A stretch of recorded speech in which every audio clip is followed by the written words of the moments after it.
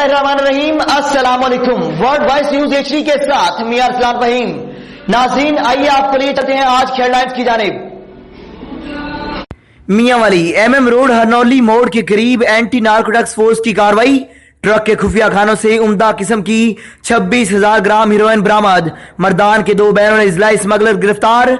आलमी मार्केट में हीरोइन की कीमत 728 मिलियन रुपए बताई गई है। जी नाजरीन, बड़ी खबर से आपको आगाह कर रहे हैं मियांवाली से, जहां पर MM रोड हरनौली मोड़ के करीब एंटी नार्कोटिक्स फोर्स की कार्रवाई।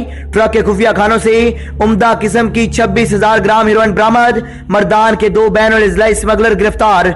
आलमी मार्केट में हीरोइन की कीमत 728 मिलियन रुपए बताई गई है।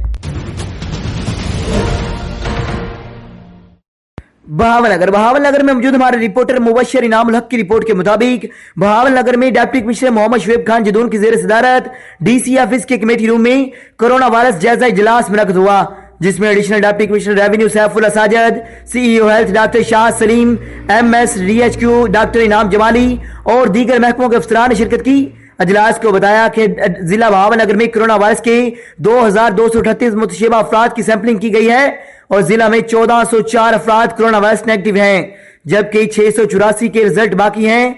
जिला बहावलनगर में 54 मरीज कोरोना वायरस से सेहतयाब हो चुके हैं और इस वक्त जिला बहावलनगर में 95 कोरोना वायरस मरीज पॉजिटिव हैं।